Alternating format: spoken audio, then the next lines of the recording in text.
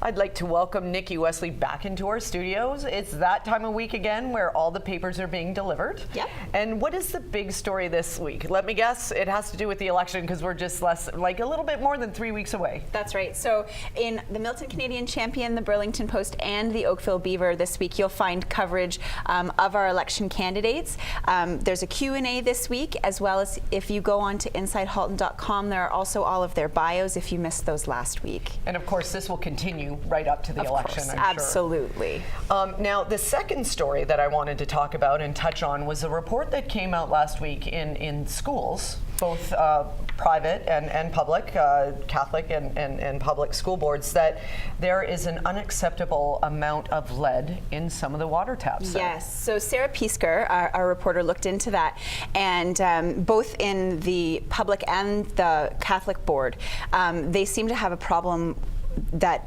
they have lead, they've got unacceptable amounts of lead in their water. And so what they've been doing, they've been flushing the pipes, they've been testing every day.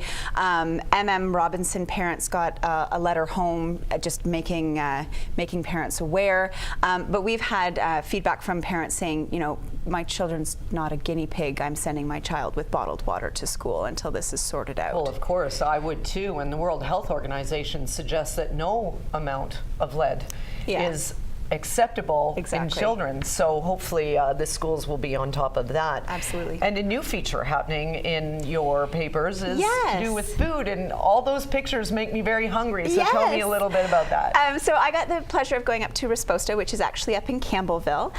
So a new feature in all of our papers is a restaurant feature, and we'll be looking at various restaurants, just bringing out ones that, you know, maybe you didn't know about. Resposta in Campbellville, it's sort of a hidden gem. They've got some fabulous food there, and it's artfully plated, and they've got their own kitchen garden in the back, so a lot of the produce that you're eating they've grown in the backyard. Which is fascinating. Which and is you fascinating. got a chance to eat there too. I did get a chance to eat there, and it was, I have to tell you, it was all delicious. Nice. So it just gives everybody a chance to maybe experience some new restaurants they didn't know about in their area. And it won't just be the features, so they're across the board, and they're not just new restaurants. Some of them are old favorites, some of them are, you know, the holes in the walls that you didn't know existed. Nice. And Culture Days, of course, happen this weekend all over the region, and you're taking part. Yes, so I volunteered to do a lighting seminar up in Milton at First Ontario Arts Place, and so I will be playing with lighting equipment, and if anybody wants to come and join me, I'm doing that on Sunday morning. Absolutely perfect idea for all those photographers that want to learn some things, because you're pro at it now.